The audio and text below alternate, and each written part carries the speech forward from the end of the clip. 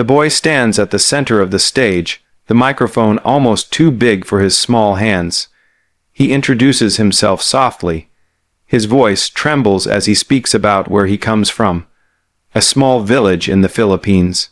A place where electricity is unreliable, food is never guaranteed, and music is not a luxury, but an escape. He explains that he sings on the streets to help his family, sometimes for coins, sometimes just for applause, sometimes for nothing at all. The judges listen quietly.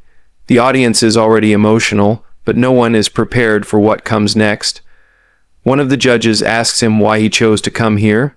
The boy pauses, takes a deep breath, and says he wants to prove that even someone with nothing can have something special inside them. He wants to make his parents proud.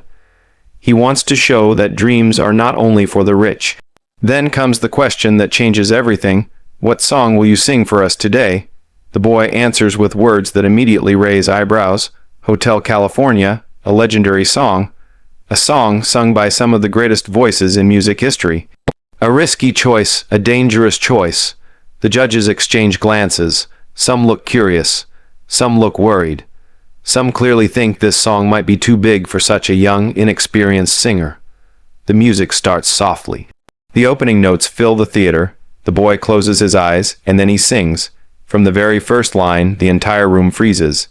His voice is raw, emotional, and hauntingly beautiful. There is pain in it. There is hope in it. There is something that cannot be taught. Something that comes only from living a hard life and still choosing to sing. The audience leans forward. One judge's mouth slowly opens in shock. Another judge's eyes widen as if they cannot believe what they are hearing. This is not just a boy singing a song. This is a soul telling its story through music. As he continues, his confidence grows. His voice becomes stronger, richer, more controlled. He hits notes that seasoned singers struggle with, but more importantly, he delivers every word with feeling. Every lyric sounds personal, as if Hotel California was written just for him. The song transforms from a classic rock anthem into a heartbreaking confession. The judges are no longer analyzing technique. They are no longer thinking about pitch or control. They are feeling. One judge places a hand over their mouth. Another wipes away a tear, trying not to let the cameras catch it. The audience begins to cry openly. You can hear sniffles. You can feel the emotion vibrating through the room. Midway through the song, something incredible happens. The boy opens his eyes and looks directly at the judges. There is no fear now, only determination, only honesty, only music. His voice fills every corner of the theater, powerful yet fragile, strong yet broken. It is the sound of a child who has grown up too fast, carrying the weight of his family's struggles on his shoulders. As the final chorus approaches, the audience is already on its feet. Some people are holding their hearts.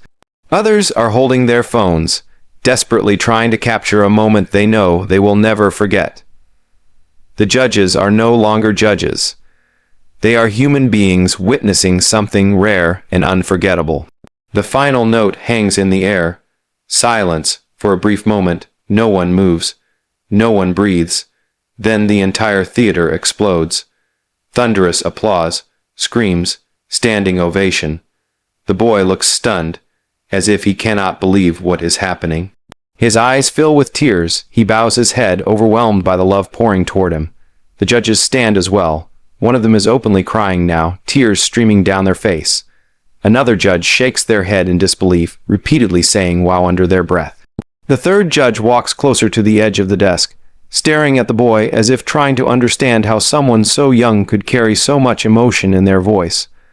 Then comes the moment that changes everything. One judge reaches for the golden buzzer. The audience gasps. The boy's eyes widen in confusion. He has seen the show. He knows what that buzzer means, but he cannot allow himself to believe it is really happening. The judge speaks, voice trembling, saying they have never felt something so real, so pure, so powerful in all their years on the show. They say this performance was not about perfection, but about truth. And that truth deserves the golden buzzer. The buzzer is hit. Golden confetti rains down from the ceiling. The crowd erupts into screams and cheers. The boy falls to his knees, crying uncontrollably. He covers his face with his hands, overwhelmed by joy, disbelief, and gratitude. The judges rush to the stage. One of them hugs him tightly. Another kneels down, looking him in the eyes, telling him that his life has just changed forever. The boy tries to speak, but he cannot. His tears say everything. In that moment, he is no longer a poor street singer. He is a star. He is hope. He is proof that talent can come from anywhere. As the confetti continues to fall, the camera cuts to the audience. People are crying, smiling, hugging strangers. Some are saying they will remember this moment for the rest of their lives. Even the toughest judge, known for harsh criticism, looks emotional, quietly wiping away tears and nodding in respect. Later, backstage interviews reveal more about the boy's life. He talks about singing on street corners, sometimes getting chased away, sometimes ignored, sometimes applauded. He talks about nights when he went to bed hungry, dreaming of stages like this one. He talks about his parents, who sacrificed everything for him, believing in his voice even when the world did not. He says that singing Hotel California was not just a song choice. It was a risk, a gamble. But he sang it because it made him feel free, because when he sings, he forgets his struggles. He forgets his fear. He forgets his poverty. For those few minutes, he is just a boy with a dream. The judges later admit that they expected something completely different. They thought they might hear a decent performance, maybe something cute. But what they got was a masterclass in emotion. One judge says they felt chills from start to finish. Another says they forgot they were on a television show and felt like they were witnessing a once-in-a-lifetime concert.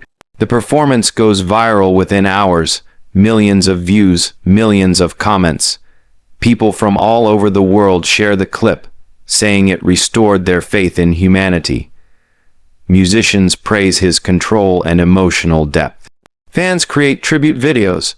News outlets pick up the story, calling it one of the most emotional auditions in talent show history. But perhaps the most powerful reaction comes from the Philippines. People gather around televisions in small homes, crowded cafes, and busy streets to watch the clip. They see one of their own standing on the world's biggest stage, representing them with pride. Children point at the screen and say they want to sing like him. Parents cry, seeing their own struggles reflected in the boy's story.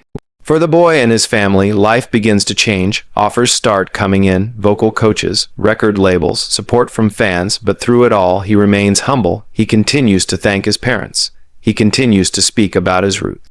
He continues to sing with the same raw honesty that first captured the world's attention. What makes this moment so powerful is not just the golden buzzer, not just the tears, not just the applause. It is the reminder that talent is not limited by money, by background, or by circumstance. Sometimes the most extraordinary voices come from the hardest lives. This performance of Hotel California was not about hitting every note perfectly. It was about telling a story. It was about pain, hope, resilience, and dreams. It was about a poor Filipino boy who dared to believe that his voice mattered.